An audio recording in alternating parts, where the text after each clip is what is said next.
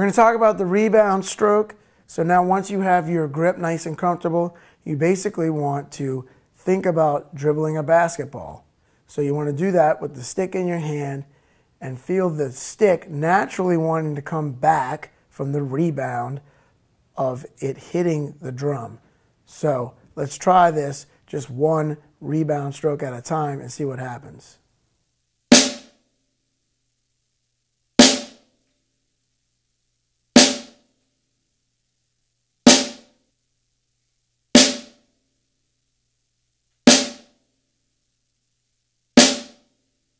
When my hand is in the up position, you can see that I have a lot of space here in my grip.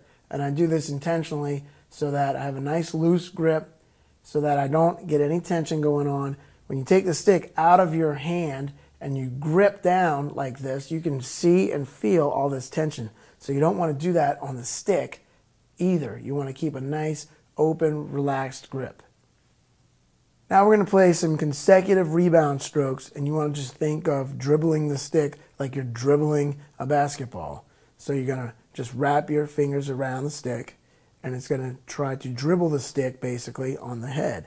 And you just want to feel what that feels like, and you want to have a nice up and down motion without having the stick wiggle and woggle all around.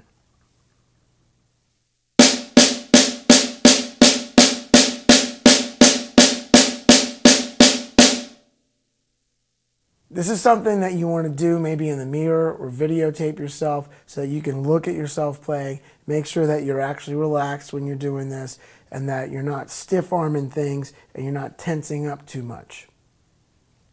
Now we're going to play this very simple exercise of 8 on a hand. You're going to play 8 notes in the right hand, 8 notes in the left hand. You want to aim for a consistent sound, and if you're right-handed, you may play the right hand a little stronger than the left. You want to make sure that you work on that left to get it to try and sound even with the right.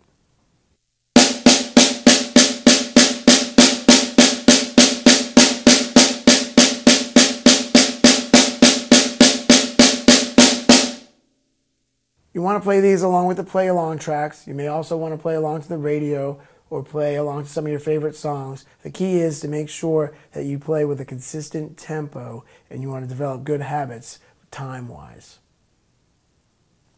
So let's talk about the left-hand traditional grip a little bit. What's challenging about it is that you're doing one thing with the right hand while doing something else with the left.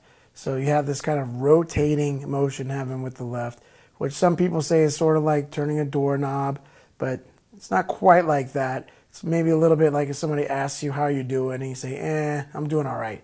So you can kind of think of that motion. Just basically think of your left hand rotating like this.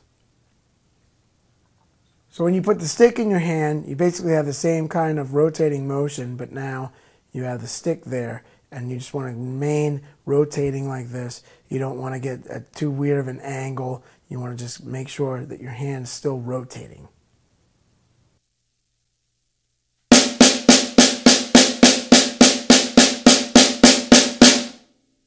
The fulcrum for the left-hand traditional grip is basically in the same place as if we were playing match grip.